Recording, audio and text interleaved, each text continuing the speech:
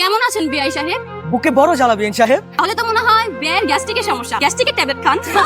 এ ব্যথা ট্যাবলেটে যাবে না বেন সাহেব, আপনার হাতে ঠান্ডা শরবত খেলে এ ব্যথা এমনিতেই চলে যাবে বেন সাহেব। আগে আপনাদের সাথে আমাদের দেনা পাওনার হিসাবটা ফাইনাল করি, তারপর না হয় এই শরবত খাবেন। সমস্যা নেই, আমরা হচ্ছে দিলওয়ালা বংশের মানুষ, মানুষের মনে কিভাবে জায়গা করে নিতে হয় আমরা খুব ভালো করে জানি। শরবতটাকে খাওয়ান, তারপরে যত টাকা চাবেন তত টাকাই দিব। ঠিক আছে, দেখা যাবে বিআইরা কত বড় দিলওয়ালা। এই নেন শর্ট।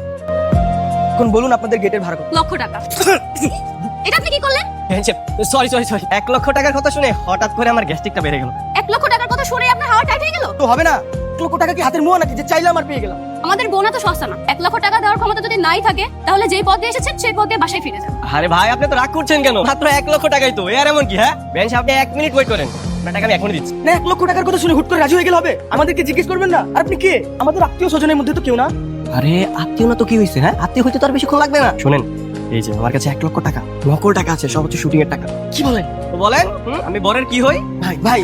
এই নেন বেন সাহেব, আপনার 1 লক্ষ টাকা। এবার তো ভিতরে যেতে দিবেন না? কেচিরা দে তো। বাঁচলাম। এখানে কি দাঁড়িয়ে দাঁড়িয়ে মেয়ে দেখাচ্ছে? মেয়ে দেখতে আসছো তুমি এখানে? আরে মেয়ে দেখতে আসবো কেন? আমি তো তোমার বিয়ে ভাঙতে আসছি। তাহলে এভাবে ঢ্যাং করে ঘুরে বেড়াচ্ছ কেন? ভুলেও যদি কেউ জানতে পারে যে তুমি এখানে বিয়ে ভাঙতে আসো, তাহলে তোমার কি অবস্থা করবে তুমি জানো? আরে এইভাবে কলার ধরে রাখছো, কলার ছাড়ো। ভাই কলার ধরে থাকলে তো সবাই এমনিতেই বুঝে যাবে। আর শোনো, আমি বরপক্ষের লোক সেজে এই বাড়িতে ঢুকে পড়েছি, এগুলো কিছু বুঝতেও পারবে না, জানতেও পারবে না। তুমি শুধু সময় সুযোগ বুঝে তোমাকে এখান থেকে পালিয়ে নিয়ে যাও। আচ্ছা ঠিক আছে, দেখো একটু 19 থেকে 20 হলে কিন্তু আমি অন্য কারো হয়ে যাবো। আমি তোমাকে আমার ছাড়া কারো হতে দিব না। আচ্ছা তুমি এখন এখান থেকে যাও, না কেউ দেখে ফেলে আবার প্রবলেম হয়ে যাবে। আচ্ছা ঠিক আছে, যাই। সত্যি করে বলুন তো আপনি কে? আমি ওই যে ব্যান্ড পার্টি, এটা আমার টিম। ও আচ্ছা, ঠিক আছে, কোনো সমস্যা নেই। আমি সবাইকে কি বলে দেবো আপনি আমাদের লোক? আপনাকে আমার ভালো লাগছে।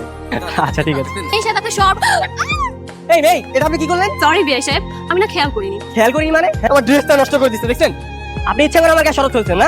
যদি বলি ইচ্ছে করে করেছে তাহলে কি করবেন? পুরো মানে এই আপনি আমার জামা জরিমানা দেন, জরিমানা দেন বলছি। ছি ছি বিআই সাহেব, এটা আপনি কি বললেন? সামান্য একটা ড্রেসের জন্য আপনি আমার কাছে টাকা চাচ্ছেন? আপনার না অনেক বড় লোক, গেটে 1 লক্ষ টাকা দিলেন, 10 লক্ষ টাকাতে বউ নিতে এসেছেন, তো বড় লোকে দেখানোর পর এখন আবার ছোট লোকে দেখাচ্ছেন কেন?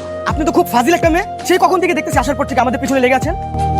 আরে দেখ দেখ, বিয়ে সাহেব চলে আসছে। কি বিয়ে সাহেব, আমাদের আশেপাশে এত ঘুরঘুর করছেন কেন? আরে ঘুরঘুর কই করলাম? হ্যাঁ আপনারা যে ভালোবাসা দিয়েছেন সেই ভালোবাসার প্রতিদান দেওয়ার জন্য সুযোগ খুঁজতেছি। তো বেহেন সাহেবেরা কি করতেছে? একটু পরে যে নাচগানের প্রোগ্রাম হবে তারই প্র্যাকটিস করছিলাম।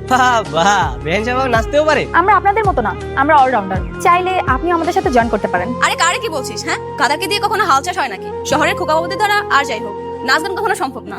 বেহেন সাহেব দেখি পরীক্ষা দেওয়ার আগে ফেল ঘোষণা করে দিয়েছে। তো দেখি কত নাচতে পারে। আজকের প্রোগ্রামে শুধু ডান্স হবে, বেয়াই আর বেহেন সাহেবের কাপড় ড্যান্স। গান ছাড়ো।